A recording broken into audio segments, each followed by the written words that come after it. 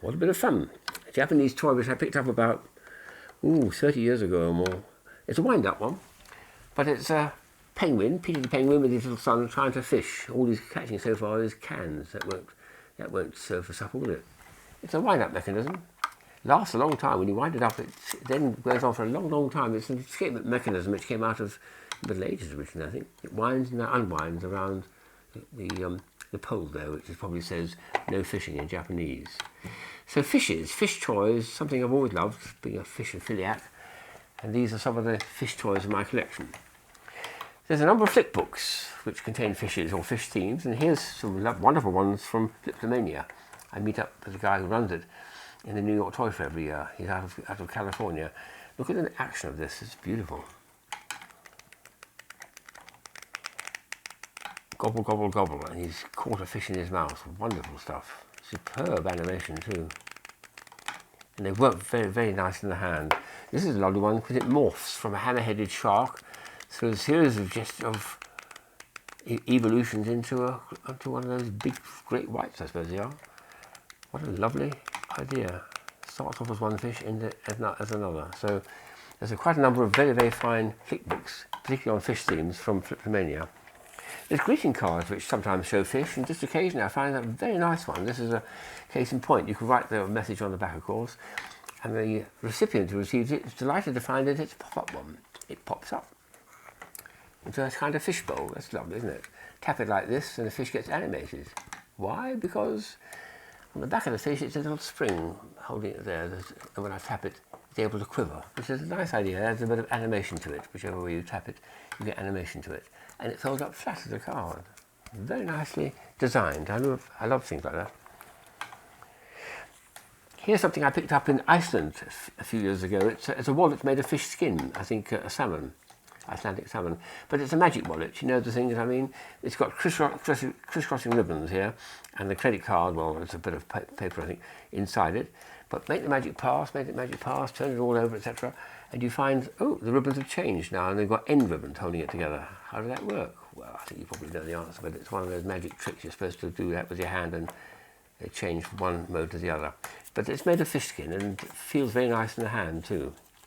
Well done, the tourist shop in Reykjavik. Here's a Japanese toy, which I've never actually got working.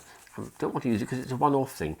It's a piece of cloth shaped like a fish, but it's got something inside it. You could put that into a neck of a bottle or something, but it's got a powder or something in there which makes the fish expand when it's put into water. So then you can put it into a bottle, for instance, with an impossibly narrow neck, and this large, quite large fish emerges from it and stays inside the bottle, especially if you empty the water and you have no idea how the fish got in there. But it'd be a nice one, that, but I'm afraid to use it because I think it's a one-off use, and once it's done, it's done. So I've got to look for a second one, then I'll use it.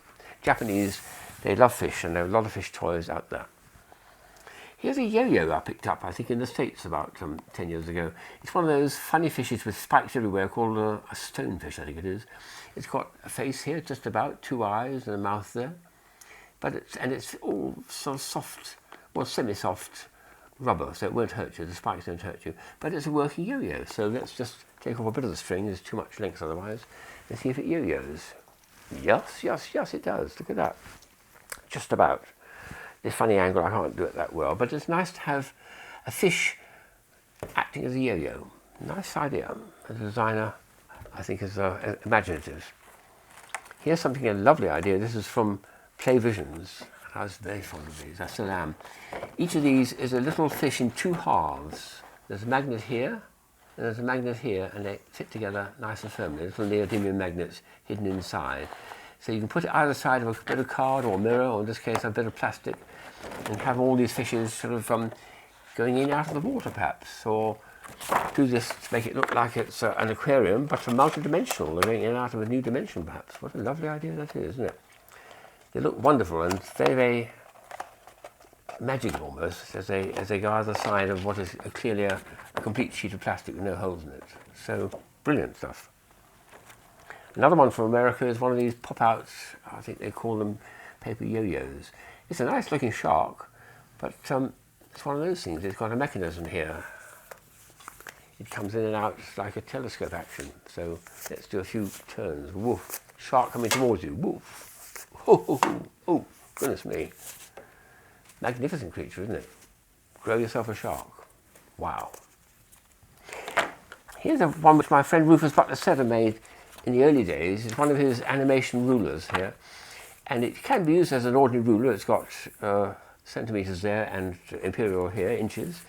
But when you hold it up to the light with a nice white background, you've got a series of fishes in the line. And when I move the thing a little bit, you'll start getting animation. Look at that. Fishes leaping in and out of the water, and the water spurting around it, almost being driven by the currents from the tide or from the fishes themselves. Wonderful action, that. Scanimation ruler, he called it. Wonderful action. Well done, Rufus. Here's a puzzle I picked up in the States about 20 years ago. It's really heavy plastic too, and it's I don't know what the fish is. I'm not good on it, but it must be a whale or some sort of shark. It's got a central piece which comes out like that.